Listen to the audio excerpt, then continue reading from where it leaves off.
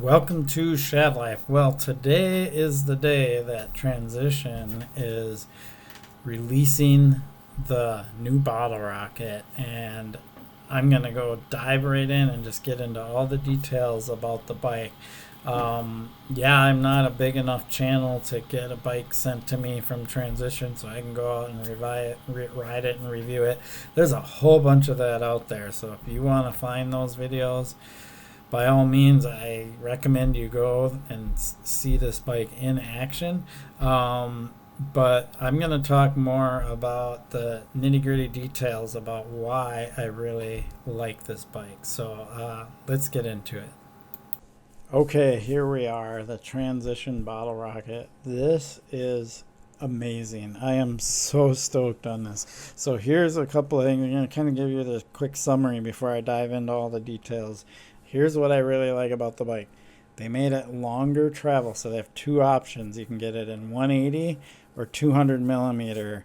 The 200 millimeter is a dual crown fork, 180 single crown fork.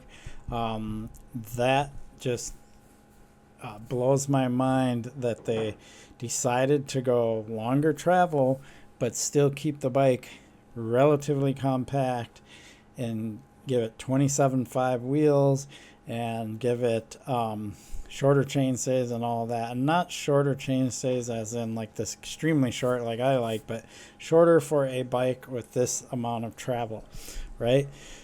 So it's clear to me that they're going for agility. That's clear to me that they're going for a bike that you can throw around, but while you're out there throwing it around, you have a lot more travel to work with. Because generally, if you want a bike that you want to throw around and have more agility to it, you have to go to a shorter travel bike like I ride, like my Norco Fluid, which is 140 front, 130 rear. Well, when I was up at Spirit Mountain, I was wishing I had more suspension. I like the way the bike rides, but it doesn't have enough suspension. So what Transition is doing here is it's offering us that same agility, but giving us more suspension. So yeah, I'm pretty impressed. Let's start looking at some of the details here. So if we go here, you can see kind of the pricing. I'm going to talk about the pricing here. It's unfortunate. When we're talking aluminum bike, yeah, and I know they went, Transition, they do their homework. They got this cool suspension mount thing. What I heard is that to weld aluminum, on aluminum and weld tabs to hold the suspension, it's not always as precise as they like it, so they decided to go with this bar here. They'll show it a little bit further down, and then we'll get into more details there, but aside from that, it is an aluminum full suspension bike, and its base price is $46.99. That's a lot of money. That is expensive, and if you want the dual crown, it's $51.99. And it's disappointing because it's not spec'd as high as I would expect a bike that's $46.99 to be. It's got the Marzocchi fork and Marzocchi rear shock, not Fox stuff, even though Fox owns Marzocchi. Marzocchi is kind of like the lower price line for them. It's got SRAM Eagle 70, not Eagle 90 on it, and so on. So they've had to kind of budget out this bike a little bit, and it's not a budget price. Why is this the case? Well, because of the tariffs. This is now what we're going to have to deal with these tariffs that we have now. I mean, it's disappointing that this is where we're at today, where you have to pay this kind of money to get a bike that's spec'd in this spec. I guess my thinking would be that it technically should cost right around $3,500. It's a lot of money. So if I get this, which I'm highly thinking about, I might just get the frame. I have a set of carbon 27.5 wheels sitting in a closet that are not being used. So I might go the frame and then just build it up over the winter or something like that. I haven't decided that yet, but I'm really thinking about it because I love this bike. So let's just take a look at a couple of the iterations. Here's the different colors. This is what it looks like with the dual crown, right? I feel like those guys that ride like Dark Fest or something like that, or some of those other big events, this would be a super nice, I don't know why that thing's moving on me, super nice bike to have for trails like that. The agility, but yet more travel. So cool. Now let's look at what I really want to look at. Let's go down here to the geometry. Here's the part spec. It is what it is. Not much fancy there. I mean, it's got good tires on it. Things. I'm a little disappointed in the Eagle 70 instead of Eagle 90 for that price, and a little disappointed that it doesn't have like Fox suspension or something on it. But I don't know. It's just what it is. It's the times we're in. I'm not going to get into details on that, but yeah, it's unfortunate. Here's this thing, they call it chips. Don't know a ton about it. I did see some videos on this already, so I know why they did this, but this is pretty slick. It's going to give them more precise suspension thing, and I have a feeling this also could be something that maybe they offer different parts for, and they could reposition the shock and give you different, feeling and stuff. Who knows, right? And same with the dropouts. These are replaceable. You can get longer chainstay, shorter, whatever, right? So there's options here, which I really like. Kind of funny. Yeah, see, you could this thing could be swapped out. I don't know if you can flip it through these four-way adjustable lower shock. Oh yeah, it is adjustable. So yep, that's the plan, I guess. If you want to flip this and move this into a different position, you can do that. Super cool that they have this kind of adjustability, so you can dial it in for the exact feel that you want, right?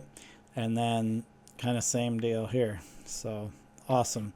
You can get different length if you want longer chain stays. I personally like the short ones, but some people do like longer ones because it puts them more in the center of the bike and easier to get front and rear tires to bite when digging into corners, right? Lots of cool stuff going on here. All right, let's get down to the geometry. I'm getting delayed from the piece I want to talk about. This is what I really like. Like, look at that size small, 425. That's right in there with what I really like and the feel for a bike. The medium is 450, 446. Now, keep in mind, I like shorter reaches because I like that more BMX-y feel. I like the bike to be easier to pop and things like that. Most people in my height, 5'8", 5'7", 5'8", they're probably going to want a medium. It really depends on what kind of feel you want. So I would follow, kind of what recommended size Transition gives you. I already know what I want because it's what I figured out over the years. So there you have it. Stack is pretty good. You don't want too high of a stack. You can always raise the front end by getting higher rise bars, things like that. You don't want the frame to be super tall in the front. So this is a good neutral number there. And then that effective top tube length is super short. That is really short. That means while seated pedaling, if I get the small, the bars are going to be really close. But this bike isn't designed for seated and pedaling. It's not what it's for. It's for bombing down the hills, hitting the jump lines. It's for shredding, right? So I have a feeling the climbing aspect of this bike is going to be kind of like, not the greatest. But yeah, and here's why. Look at that, 79.4 seat tube angle. And the other ones have, they kind of mellows out throughout the sizes, right?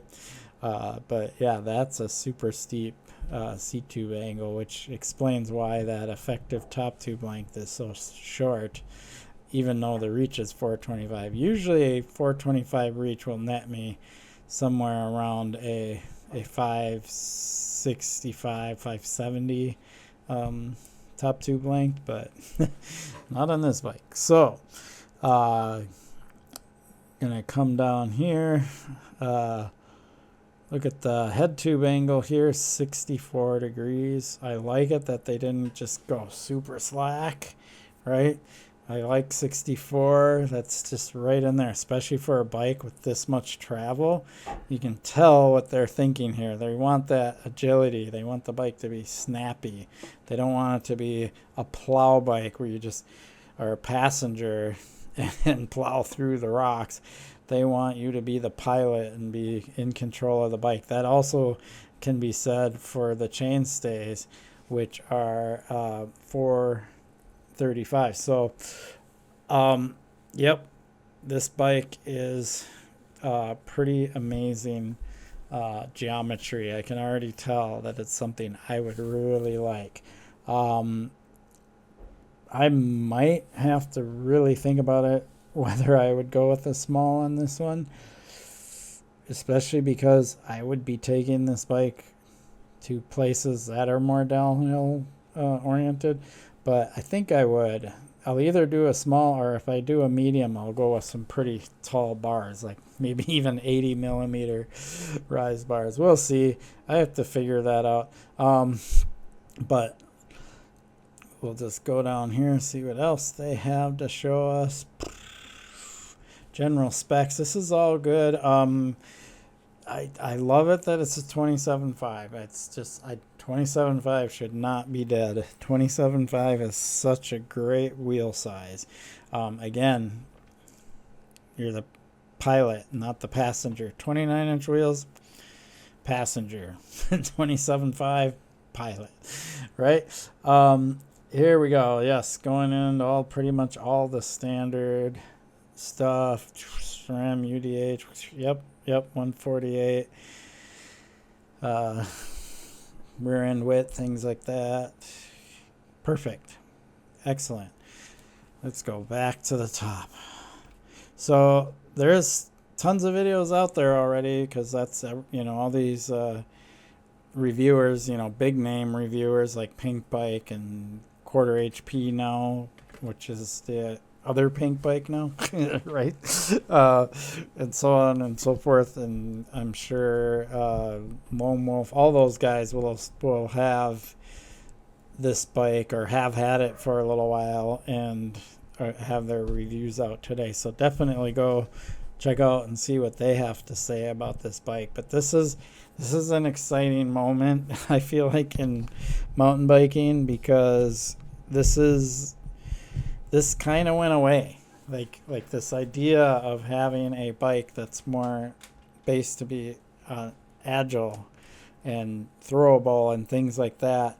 The only way you could get a bike that way is if you go down and travel. Like if you think about my Norco Fluid. Well, yeah, I love how that bike rides, but it's 140 front, 130 rear. So when I went to Spirit Mountain, I loved riding it there, but it lacked enough suspension for that kind of place. And I feel like this Bottlerocket would absolutely shred at places like here, Spirit Mountain, or out west, or Whistler, or anything like that, right? Like any kind of free ride or downhill, bike trail where you want to be the person in control of the bike. All right. There you have it. I'm super stoked about this. I'm glad Transition's doing it. I hope more companies follow suit and start bringing free ride bikes back, and just long travel, shreddable bikes, not bikes that are just purely designed to point downhill, go really fast, and plow through everything. Sure, there's a need for that, but it's a very small, specific need. And I didn't like it that all the bikes started going in that direction. And here we go, a transition, kind of bringing it back to where we really should be. Appreciate your support for my channel. Please like and subscribe. Peace.